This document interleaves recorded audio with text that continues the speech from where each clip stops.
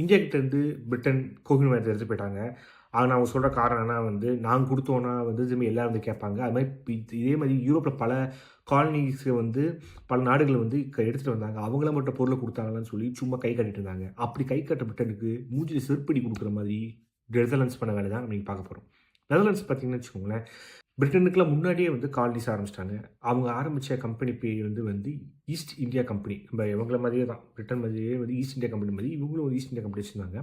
Dutch East India company அப்படின்ற பேரில் வந்து இந்த இந்தோனேஷியா, மலேசியா நாடுகளை வந்து கைப்பற்றிருந்தாங்க. இவங்க அங்கேருந்து வந்து ஸ்பைசஸ், நட் மிக்ஸ்லாம் வந்து எடுத்துகிட்டு வந்து யூரோப்பில் வந்து நல்லா காசு பார்த்தாங்க. இந்த ஷேர் ஹோல்டிங் மெத்தட்ஸு, அப்புறம் வந்து ஆயுதங்களை வச்சு நாடுகளை பிடிக்கிறதுலாம் வந்து ஈஸ்ட் இந்தியா கம்பெனி பிரிட்டனுக்கு முன்னாடியே டச் ஈஸ்ட் இந்தியா கம்பெனி இந்த வேலையில் பண்ணிட்டு இருக்காங்க.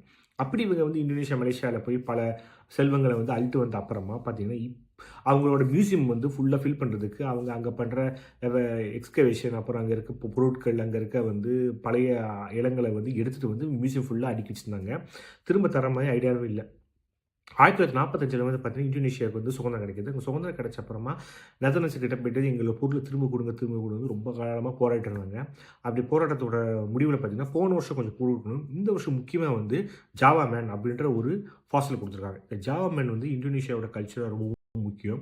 எப்படி வந்து ஹோமோ சாப்பியன்ஸ் வந்து பல விதங்களில் வந்து பிரிஞ்சிருந்தாங்களோ, அது மாதிரி ஜாவா மேன்றது ஒரு குறிப்பிட்ட ஒரு மனுஷரோட அந்த ட்ரீயில் பார்த்தீங்கன்னா வந்து ஹோமோ சீரீஸில் வந்து முக்கியமான ஒரு அங்கம் வகிக்குது. ஜாவமேனோட ஃபாசில் திரும்ப கொடுக்குறாங்க. அதே மாதிரி வந்து அவங்க இது வரைக்கும் வந்து இந்தோனேஷியா எடுத்துகிட்டு வந்த பல பொருட்களை வந்து திரும்ப கொடுக்கலான்ற முடிவுக்கு வந்திருக்காங்க. இந்த முடிவை வந்து பார்த்துட்டாவது பிரிட்டிஷ் கவர்மெண்ட் வந்து இந்தியாவில் இருந்தும், அதே மாதிரி ஆஃப்ரிக்காவில் இருந்தும், அது மாதிரி பல நாடுகள்லேருந்து அவங்க சொண்டி கொண்டு போய் மியூசியமில் அடுக்கி வச்சிருக்க அவங்க பொருட்களை வந்து திரும்ப கொடுப்பாங்கன்னு நான் நம்புகிறேன்.